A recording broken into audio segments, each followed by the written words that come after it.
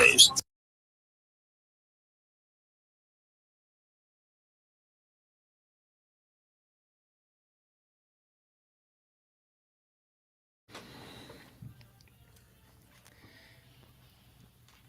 I'm gonna tell you, we went through the gamut earlier of folks that have been in here with us, and there is a big intimidation thing going on right now. Oh yeah. Okay, thank God you just smiled.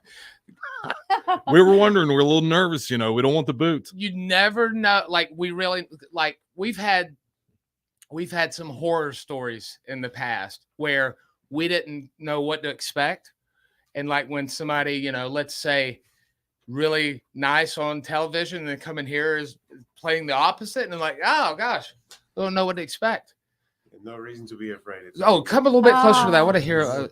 I said no reason to be afraid. It's okay, all good. Good. Yeah. First off, two things. One, Samantha Irvin, the way she says your name is incredible. And if I may, I would like to try to do an interpretation of. Oh, please.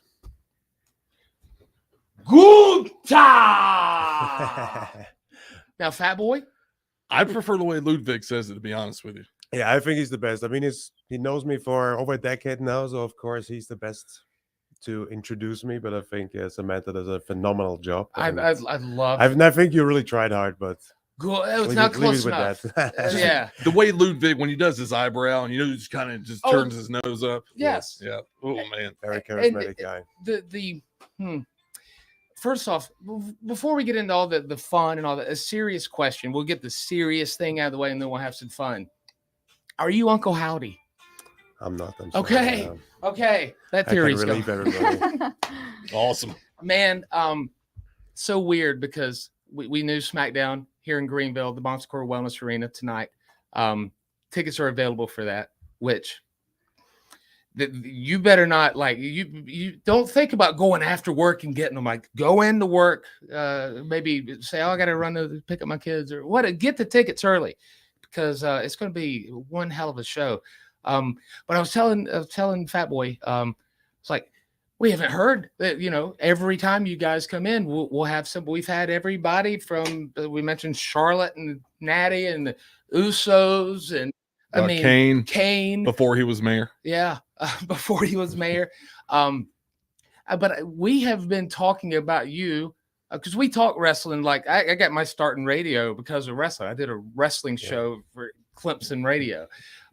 So we know the stuff.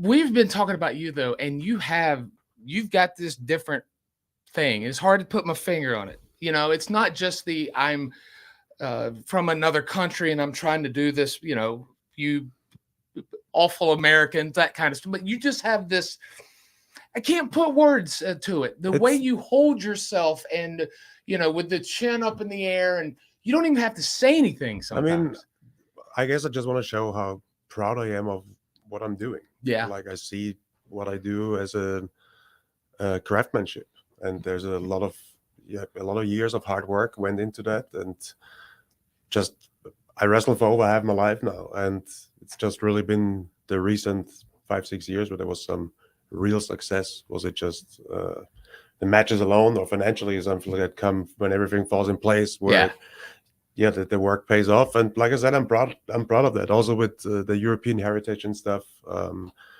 wrestling was always portrayed very competitive and always focused on that aspect. So I grew up with that image of what we do. So that's what and it seems very authentic and natural because it is. It is authentic and natural. I think that's what I can portray the best, just be myself. And like you said, I think it stands out. Usually everybody over here in the US is more outgoing, more flashy.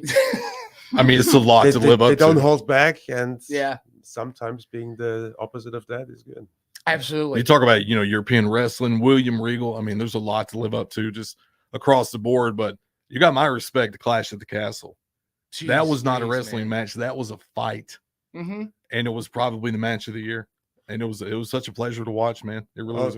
Thank you for that. And I mean, at the end of the day, that's what I want to put on in the ring, a fight with a good amount of drama as well. I think that's what makes it most exciting for everybody. I think if we get the people to lose themselves for a little bit, that's what it is. It's the escape from reality, kind of like, let me enjoy this. Yes. I felt those chops, man. The chops back and forth. I felt like, oh no, God, he's getting killed. It was intense, definitely. And Sheamus is somebody who brings the physicality and doesn't hold he's back. been in here before too. Yeah. We were saying he's not as bright in person as he is on TV. You know, when he first comes out, it's like, oh my Lord, you look like some kind of big white lights, some big light.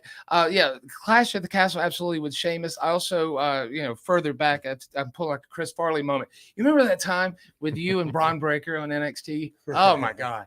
I mean, that was freaking fantastic. I enjoyed that match. It was kind of a little bit of a rush because it was my transition to the main roster. Yeah. So it kind of like had to happen. I wish we could have done it with a little bit more build to it. Yeah. And on a bigger platform, but he's young and I just got started on the main roster. I'm very confident that the next years in the future we'll run into each other again. Oh, for sure.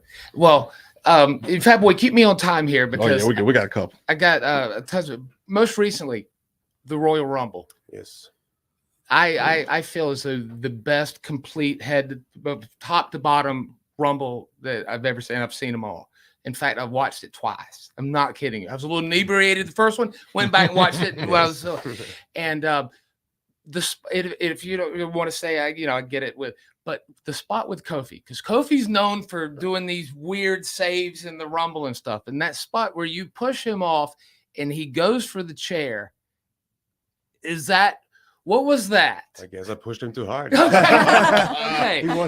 That one foot went on the chair, and then Cole's like, I think his feet are on the chair. It's like Pat McAfee's like, he's clearly out of the ring. And I didn't know if that was one where the chair, Yeah, I mean, I saw the clip of the landing afterwards. Like, during the match, I didn't get it. And it was like, it looked brutal. I was like, it just looked the way the heel turned. Is he all right? But yeah, it's one of his highlights. He always tries to land, to find an escape of being eliminated every year. And this year it didn't work out. Yeah, that, and then again, this is one of those like straight up like Mark questions, but also like curiosity thing. You and Brock face to face, and at one point it looked like you're gonna rear back and give him like the stiffest chop you ever did, and you have again the signature look with the chin up in the air, and he starts to do that maniacal laugh, like he's just doing that weird Brock like Cheshire Cat crazy laugh. And it looked for a minute like your chin started to quiver, where you wanted to laugh back at him. No, it wasn't that. I had a grin on my face as well because you're in the moment and what that is. Of course. Yeah. I mean, look at it. What's going on? So many people. Like, everybody wants to see this. I think that moment was everything I needed with Brock out of that, to be honest, because it was just. It was a taste of. I think the people are up for it. They want to see it, and I think that's something that has to happen down the line. I don't know if our individual paths are there at the moment to go there. Yeah. But in the future, that has to go down for sure. Well, I know you spent some time in Pro Wrestling Guerrilla, and you've been around too. So, but pacing yourself for the Rumble, was something that was kind of was it not to say what you expect when you go in there, but were you kind of like, all right, we're going to start this off hot, and then maybe we'll, I guess, calm down. It's probably tried hard to calm down and focus. Yeah, it's a very different dynamic to the usual matches we do, because there's so many moving parts involved, and obviously so many more other wrestlers. And every 90 seconds, the dynamic changes because somebody else joins.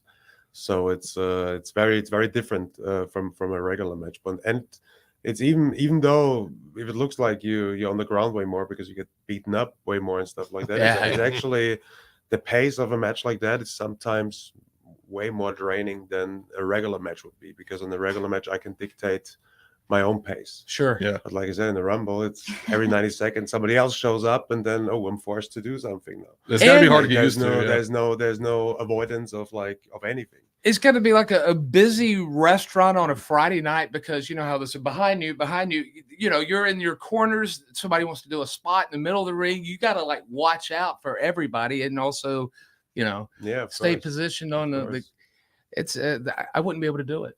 I would have been blowed up walking to the ring at long entrance y'all had. I would have gotten Shotzi's tank and rode it all the way there. Well, at the end of the day, you're not a professional wrestler, so you don't need to be in the shape for that. Right. Yep. I would have had to get Thankfully, Andre. I was. I would have had to get Andre's the little thing they rode him in WrestleMania to the ring. Oh, the tank. I'm like, why didn't you drive the tank? She all the drove way it there? halfway there and Yeah. stopped. That would take too long. That That would take way too long. WWE SmackDown in town. We can have a little more time with you, right? We'll talk some more. I'm here. Oh my God. Yeah, fantastic. We've got the current reigning and defending Intercontinental Champion Gunther in studio in town for SmackDown tonight.